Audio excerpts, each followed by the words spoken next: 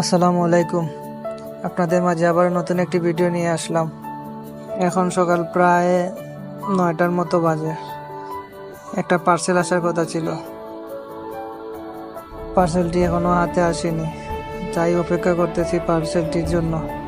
পার্সেলটি হচ্ছে দুই জোড়া মুরগি আনছে, জাপানিজ প্যান্থাম জাতের মুরগি। আমার অনেক ভালো লাগে, সুসেরামও খোঁজ নিচ্ছি, কোনোখানে বেবি পেলে ইনশাল্লাহ এইটাও কানেক্ট করব। আস্তে আস্তে কিছু মুরগি তোলার ইচ্ছে আছে।